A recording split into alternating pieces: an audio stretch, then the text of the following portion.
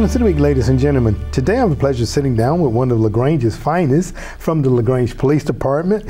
We have on Miss Susan Whitley, who is the Terminal Agency Coordinator, or short for TAC. Right. TAC.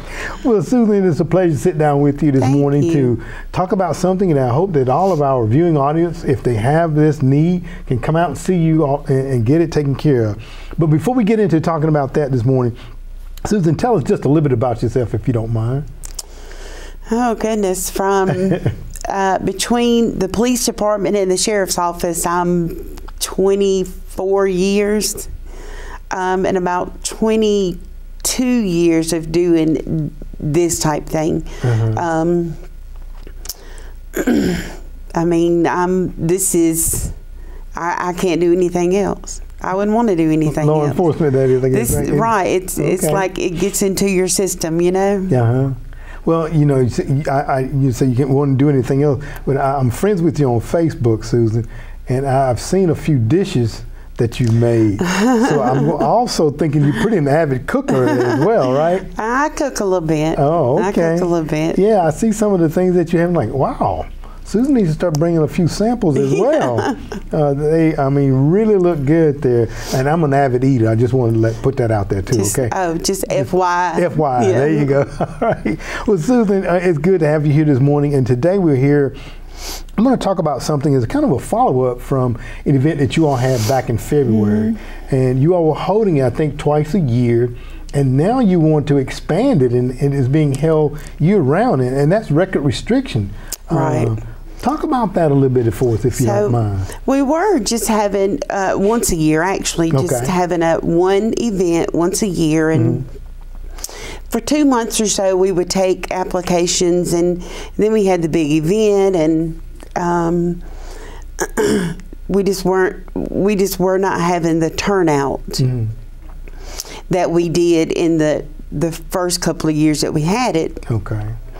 And I kind of chalked that up to COVID. And so after this last year, I came back and asked Chief, can we just do this year round? Free of charge. They just come in, fill out the packet, leave it for me. And I have a really good rapport with the DA's office and the solicitor's office. And I transfer the packets to them. And you know, it's a lengthy process, but it's been really, really beneficial. Good. I would say I've had as many packets in the last 5 or 6 months as I did in the whole event we had last year. Wow. So people are taking advantage of it. Right. Very good. Now, and when we talk about record restriction, we also need to realize and understand there are certain things that people can have removed, and there are things that can't be removed at this level. So let's just talk about, and when you talked, I want to go in and talk, you started to fill out the packet. What does the packet consist of, first of all? So, well, first let me say this, nothing's ever removed. Okay. It's restricted, and it's restricted for licensing and housing and employment. Okay. As law enforcement, we can see everything anytime, and the individual can come in and ask for a full history, and they can see everything anytime. Okay. So when you come in and you have felony convictions, it's a little harder to get those restricted. Okay. So that's when we would refer you to like the Georgia Justice Project, or there's also a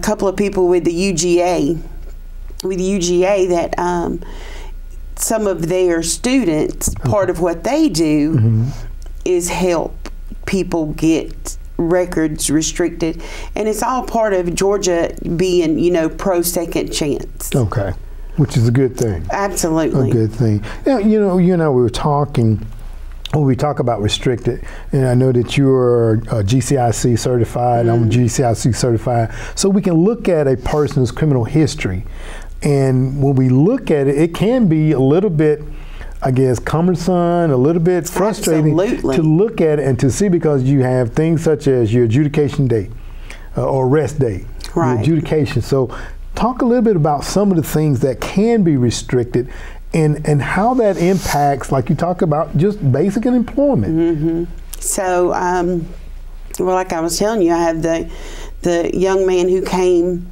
just this week, and he just wants to coach his son's rec league ball team, and he can't do that because of an old charge on his record. So right now we're working on, it was a misdemeanor.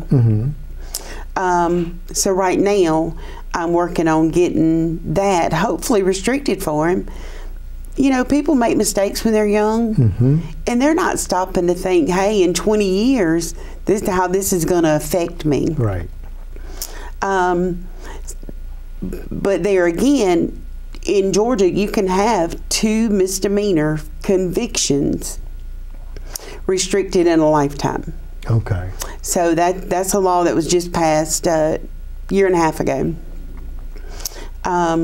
So, you know, I really make sure when I'm doing these packets, I make sure to get all the misdemeanor convictions written up and sent, whether it's municipal court or state court. And the felonies, I do the packets on them. You know what? The prosecutor, all they can do is say yes or no. So I do the packets in hopes that they will, but you know, all they can do is say yes or no, so might as well take a chance, right? There you go, absolutely. Now when you said 2 misdemeanors restricted per lifetime, is that a bundling, or is that 1 misdemeanor, 2 misdemeanor, and that's the bulk of it? So when you look at, here we go back to looking at a criminal history. That's right. They really can be overwhelming if you don't know what you're looking at. That's true. So criminal histories are broken down by cycles. Right. So 1 cycle is an arrest. Okay, so that's all right. So if you have, it would be 2 separate cycles. Right. Okay, within a cycle. I got you. Right. Okay. All right. Very good. So even in that regard, though, that's could be life-changing. Absolutely. It could be life-changing. Like the example you just gave, the individual that wanted just to simply coach his son's team. And his was a family violence, and it had that 3rd-degree child cruelty, which sounds horrendous to a lay person that does not know. All that means is that a child was in sight or hearing range of an act of family violence. So the child themselves were not, they were never endangered, right? But again, child cruelty just kind of sets the tone. Exactly. It sets the tone. Right, and that just sounds horrible. So that's what I'm looking at on his, and trying to get that, as it was dismissed, trying to get that restricted now for him. Very good. Now let me ask you, said they can fill out the packet and they can do this now anytime. Anytime. If they come into the PD to get a packet, what do they need to bring with them, Susan? Driver's license, any government issued ID. Okay, all right. Driver's license, passport, concealed carry permit, or if you don't have a driver's license, just an ID card from Department of Driver Services. So as simple as that? That's it. And there's no charge. You mentioned that early on the onset. There's no charge to do this. You know, for those that may have access to the internet, can they go online and pick up these forms too? They can go online and pull the form and download it, and fill it out, and email it back to me. They can download it, print it out, fill it out, and mail it back to me. Okay. Or, you know, of course, print it out and bring it up, whichever one. Whichever easier for them. Whichever one's easiest for them. Absolutely. So basically, you know, you have this now year-round because you were not necessarily satisfied with the outcome that you saw in February. And let me ask you, because I heard you mention it's a kind of a lengthy process. Kind of give us a sketch of what that time frame may look like. So currently we are about 4 to 6 months You know, unfortunately, in my office and in the DA's office, the solicitor's office, municipal court, there's nobody that is just designated just to do this. So, you know, everybody has to work on these around doing their court stuff, and me around doing the other things that I have to do. So it is about 4 to 6 months. There have been a couple of times when we've been able to make exceptions. You know, if you come in and say, hey, look, I'm going to not get this particular job that's going to change my life. You know, then there's been a couple of times when I could call the solicitor's office and say, hey, look, can we please rush this? The other thing about doing this process now is that the individual sometimes does have to do a little footwork. So they might have to go to archives, and that speeds up the process. If the individual goes to archives or goes to the clerk's office and pulls some of the documents we need, then that actually can speed up the process too. Very good. Well, you know, if it's going to help them and to benefit them in the long run, a little bit of work on their side should be acceptable, right? Now, let me ask you now, and Susan, and I know and I can see your compassion and your willingness to want to help people. And I'm sure that you all have helped a number of persons over the course of the years that this has been done. Have you ever heard back from any of them that benefited from the restrictions? I have. You know, I've got one guy, and he's just the nicest guy. And, you know, honestly, I met him when I was working at the jail, and he was incarcerated. And, you know, he had that light bulb go off one day, and he was like, whoa, I don't want to live this life anymore. You know, it's time to do right. And he came up several years ago and did a restriction packet, and we were able to really make a huge impact on his criminal history. And now every time I see him, it's, you know, I'm so thankful, and that's what it's all about. That's what it's all about. You know, you said impact and changed his life. And, you know, like you said, the state of Georgia is strong on a second chance opportunity. A lot of times, you know, that's all a person needs, because when we think back into our younger days, I'm sure all of us have some craziness that we did. And you know, you got to think, Alton, a lot of people, they don't want to get caught up in the system. You know, some people are reckless and they do things and they don't think about it, but a lot of people don't want to get caught up in the system, but they do. And once you get in the system, first of all, it's hard to get a decent job that pays well, because you have to pay probation fees, and you have to pay this, and you have to pay that, and you have to, so that leads you to doing things to make better money. And since we've been able to do this, I don't know the numbers, but I do believe this has impacted the level of recidivism. Because if I can help you get your record straight and you can get a decent job, not to mention all the companies around here now that are felony friendly, you know, and they don't mind hiring someone that's been convicted of a felony. You know, just the whole process has come together and made a big difference for people. Absolutely. When you said that, my mind went to a gentleman that was with the police department. He was there on a special assignment, and just an exceptional person. He has now gone on to get a job elsewhere that will remain unnamed, and just doing a great job. And I think you know who I'm talking about. Absolutely. And he's an extraordinary man. He absolutely is. Absolutely. Has been on the job, does his job, shows up. And that's what it's all about. Like you say, that's impactful. When you can take a person who had made a mistake, like we all have, and you help him or her to be able to change that path. And here they are now being a productive citizen of our society. You know, paying back into the system, and also being grateful for what the system was able to help them to do. So it's very impactful. Susan, if anybody is watching that would like to get in touch with you or get some more information, how can he reach you? The best way to reach me is by email because my phone rings off the hook. So they can email me at swhittley at lagrangega.org. All right. Well, very good. Well, Susan, I know that with it now being offered record restriction throughout the year, individuals are going to come out and take full advantage of it. And I just want to say thank you for what you do in the community and being that person that cares enough to say, hey, Chief, let's not do this once a year. Let's do this at any time.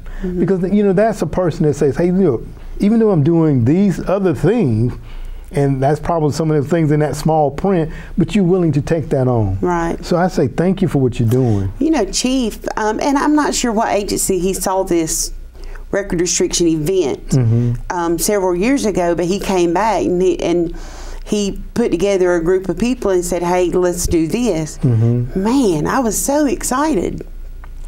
And I was glad that he brought that to us, you know. He brought in the idea and let us start doing this. And here we are. Here we are. Here we are. Well, Susan, again, to you and all of the persons down there in the auxiliary there, you guys do a great job serving the public, because we have to understand that we are public servants. Right. And it could be only by the grace of God, it could be us. That's right. So we want the person there like yourself and the others to help us to understand, and more so to navigate through this maze sometime that we can face when we're just trying to better ourselves. So well, I think that's what happens a lot of time, Alton, is people have no idea of what to do. Yeah. Or you get arrested for something that's dismissed, and in your mind it's just taken off, and people don't understand that's not the case. That's not the case. Absolutely. Well, Susan, continue to do the great job and great work that you're doing there. And anytime you know that you have information that you want to get out to the public, our set is always open to you. Thank you. And I just want to say thank you for being my guest here today. Thank you for having me. All right. Ladies and gentlemen, stay tuned for more City Week coming up in just a moment.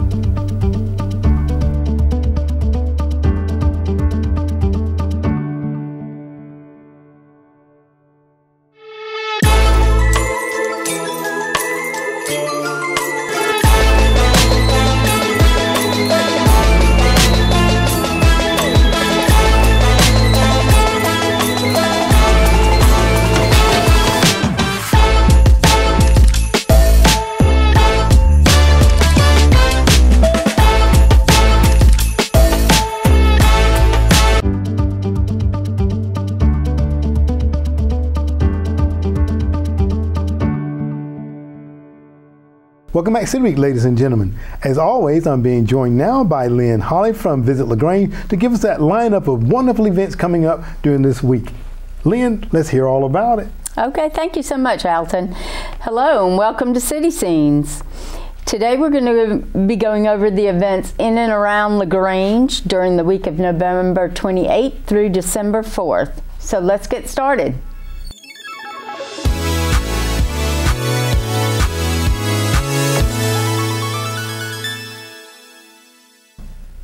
On Thursday, December 1st at 6 p.m., please come downtown for the LaGrange Christmas Parade. Enjoy entries from large to small businesses, civic groups, churches, schools, and many more. Hear Christmas music from local high school bands and end it all with a visit from Santa Claus. This is fun for the entire family, and fond memories are guaranteed to be made. From December 2nd through December 30th, the Callaway family home will be decorated for Christmas, both inside and out, using fresh plants and greenery, complete with the grand vintage-style tinsel-laden Christmas tree. Those who tour the house will enjoy the fragrance of real Fraser fir decorations, the grandeur of the 1940s-era Christmas tree, and the melodies of classic Christmas carols. Specialty tour prices apply. For more information, call 706-882-3242 or email info@hillsanddales.org. Help support local families this holiday season by donating new or gently used coats. The Junior Service League encourages you to come to Sweetland and bring your donation on Friday, December 2nd from 5 until 9 p.m. And join us at Sweetland Amphitheater for Sweetland on Ice. Enjoying the holiday movie Dr. Seuss's How the Grinch Stole Christmas on the Great Lawn. Come bundled up and enjoy the movie or go under the tent and skate. The movie is free to the public, but if you wish to skate, you will have to pay. The movie begins at 7 p.m. and ice skating is available from 5 until 9. No outside food or beverage is allowed. Also, December 2nd, the Festival of Wreaths Holiday Gala and Wreath Auction will be held at Hills and Dales Visitor Center. Presented by the LaGrange Art Museum from 7 until 9:30 with heavy appetizers and cocktails. The cost is $50. For tickets, go to lagrangeartmuseum.org. Beginning Friday, December 2nd through Sunday, December 4th, Lafayette Ballet Company presents The Nutcracker. The traditional story of the Nutcracker takes place during a festive party on Christmas Eve at the Stallman family home. Young Clara is given a beloved toy Nutcracker, and when she returns in the night to retrieve it, the Nutcracker comes to life and battles the imposing seven-headed Mouse King. Because of Clara's love and bravery during the fight, the Nutcracker turns into a handsome prince who leads her on a wondrous journey through an amazing fantasy land. For performance times, go to lsparts.org. December 3rd at 7:30 p.m. at First Presbyterian Church on Broad Street, the Choral Society of West Georgia invites you to come hear Stellarum. Stellarum is a new 8-voice choral ensemble singing largely a cappella works from all periods, occasionally collaborating with professional instrumentalists. The group rehearsals and performs without a conductor as a core element of its creative process. Please join them and guest artist Andrew Harry for their inaugural performance and launch event, O Radiant Dawn, on December 3rd at 7:30 p.m. in the beautiful sanctuary of the First Presbyterian Church of LaGrange. Admission for this event is free. And finally, on Saturday, December 3rd at 8:30, join in on the fun at Great Wolf Lodge for the 2nd annual West Georgia Duck Derby, benefiting the Calumet Center for Healing and Attachment. Each duck purchase counts as an entry to win some amazing prizes. Ducks are $5 each, but also come in different size groups for better deals. The top prize will be $1,500 for the winning duck. Wow. This event will also be live streamed, so you don't have to be present to win. Those are just a few of the events happening in LaGrange for the week of November 28th through December 4th. We hope you can get out, have fun, and stay safe. Lynne, I want to thank you for that lineup, and I'm sure the public will come out and take full advantage of it. Ladies and gentlemen, thank you for joining City Week this week. My guests have been from the LaGrange Police Department. I had on the Terminal Agency Coordinator, or TAC, Susan Whitley, as she talked about the record restriction that is now taking place each and every day. So if you have need for this service, by all means, give her a call or drop by and see her. Ladies and gentlemen, I hope that you've enjoyed this interview. And as always, I want to invite you back for more of City Week.